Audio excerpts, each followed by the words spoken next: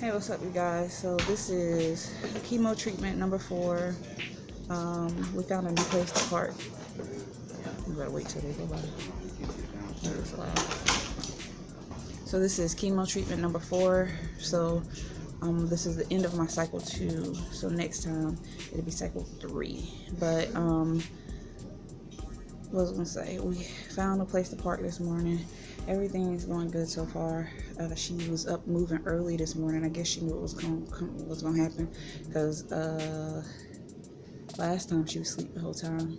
So that's the reason why I check on her beat too, just in case. But yeah, it's bad. But put that on. Trying not to get used to it.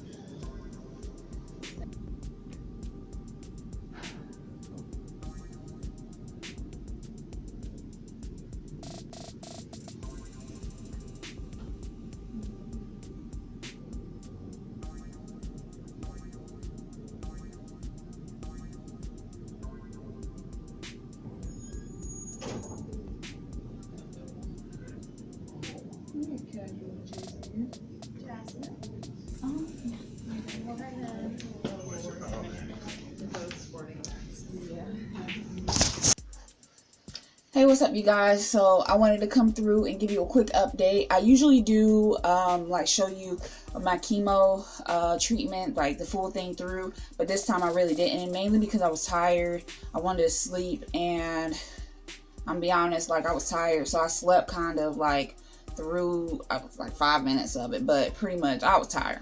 So I am on my second cycle, and that means that I've been through 4 treatments. I did my 4th one last Tuesday, and it pretty much knocked me on my ass.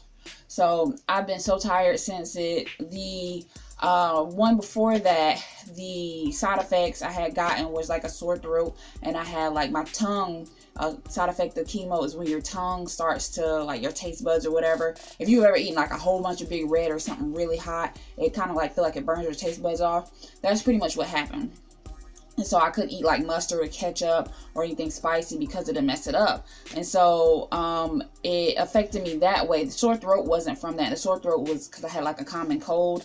And I pretty much slept that off and drank a lot of water. I took like this natural medicine that we have from Walmart. And I took that like one time, but mostly just sleeping it off. That's what helped. So I had done that to help with my sore throat, but my tongue was still messed up. And pretty much they give you this thing called the Miracle mouthwash or something like that. I try my best not to do anything that has to do with chemicals. I'm be honest with you, not chemicals, but medicine or something like that, because I'm already going through chemo, so I might as well just leave that be.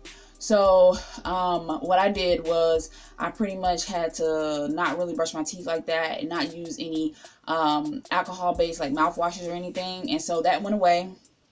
And this week this cycle I had gotten like a little nipple, like a little sore. It's like where your gums and teeth meet on this side. It was like right up in there on my cheek. And I noticed it, but I left it alone. I had to make sure I left it alone because, you know, sometimes you be poking it with your tongue and you don't realize it.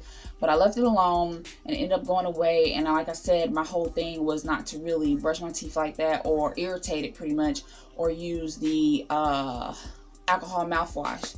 And so this cycle, the 4th installment, second cycle, I was very tired. I couldn't function. I would tell my husband, I was like, I'm sorry, I can't do nothing. I've never been as tired after the chemo, because the 3rd and 4th day are the days that you're going to be extremely tired. But I wasn't able to function. I wasn't able to do anything. I was really, really tired. And so what ended up happening was I just had to lay in the bed, and I just had not to do anything, pretty much. I just had to lay there and rest. And the second day after chemo, so the day of chemo, I usually come back and take like a long nap because it makes you tired. You're getting a bunch of chemicals pumped into your body.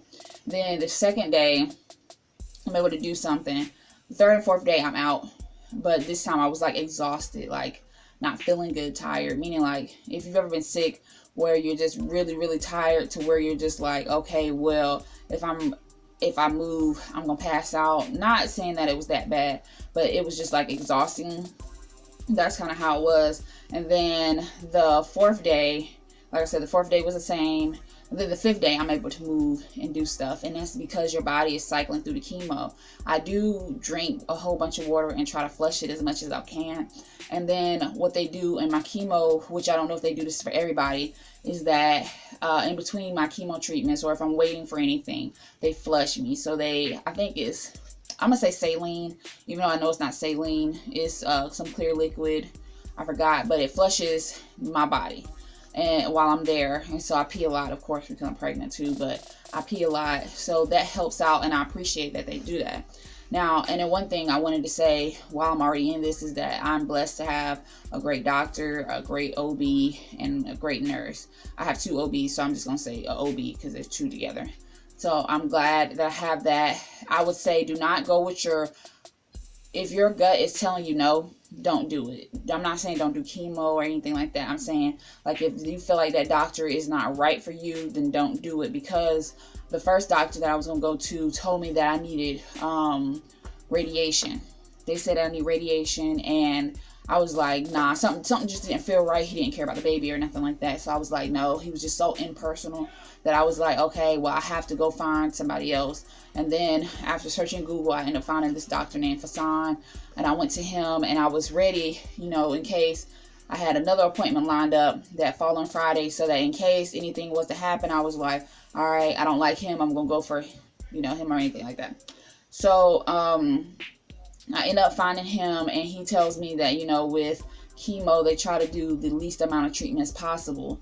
And the fact that that first doctor was going to try to give me radiation and chemotherapy while being pregnant, I felt like he didn't care. And if I was to do radiation, it would have been a whole lot worse, So I would say, you know, have choices when it comes to the chemotherapy that you're going to do, or who you're going to do it with. I say who you're going to do it with. If your soul does not feel right with that person, find somebody else. And you can switch doctors in the middle of your chemo if you have to. Like, really search for people, because the fact that I end up with these people are a blessing. I'm not going to lie. So, an update on, like, me and the baby. I've been tired. I've been having indigestion. Oh my gosh, she's gonna have so much hair. So much hair. It doesn't make any sense. She gives me indigestion. Right now, we are 24 weeks. And with us being 24 weeks pregnant, I'm extremely tired. She's moving a lot, which I really, really appreciate it. Right now, I think she's asleep because we did eat earlier, and she was moving it. I was messing with her. That's my favorite thing, is just to mess with her. And then she gets into this big lump at the side of my stomach, and I have to push her because it seemed like she's just trying to stretch through my skin. Her sister would get up under my ribs. So with that, I do listen to her heartbeat after chemo still. Also, I make sure she's good, as far as making sure that she's moving every day, making sure I listen to her heartbeat on days that I might be kind of like iffy whether or not she's okay. And after this, I will be doing a series on child loss on my channel. I will also be doing a health series. It's not going to be a series, but it's going to be just journeying to my health, because last time, y'all can kind of go back in my videos. I go from us being pregnant with my daughter, to losing her, to having cancer, to being pregnant with this baby, to probably health after this. And it took me about a year to start losing weight and to get pregnant after the depot and things like that. And so I'm gonna be doing a series on that, because, you know, people say, okay, well, I got that snapback. That ain't what happened with me. You have to work hard, and especially for the fact that I was on a depot, you have to work hard at losing weight after the baby. And so I want to take y'all on that with me, because I do plan on cloth diapering. That's the journey I want to take y'all on, because when I'm looking up stuff about cloth diapering, I'm not trying to spend $100 million on cloth diapering. The point of it is so that it's not as expensive as the regular diapers, and it's healthier. And the same thing with eating and things like that. I do love to cook, so I will be doing a series on my cooking on his channel as well. Just simple recipes. I'm a very simple person, and so I'll be doing stuff simple. Our name will still stay Hippie Henderson's, but it will be simply Hippie Henderson's. But I appreciate you guys for watching, and I just want to thank you guys for watching. I've gotten more subscribers, and I appreciate you guys for just going along on this journey with me. I still have to deal with the repercussions of depot, but at the same time, I'm pretty much an advocate for natural natural family planning. That's what it's called, natural family planning, just natural stuff in general. I'm working hard on that. So I appreciate you guys for watching. And again, I do this for the people that's dealing with it, and I also do it for the people that have family members and friends that's dealing with it, that need some understanding on what they're going through. I know I'm not the only person in the world that's pregnant with cancer, so ladies, I'm out here for you, and men, we're out here for you. But I appreciate you guys for watching, and I'll see you in my next video.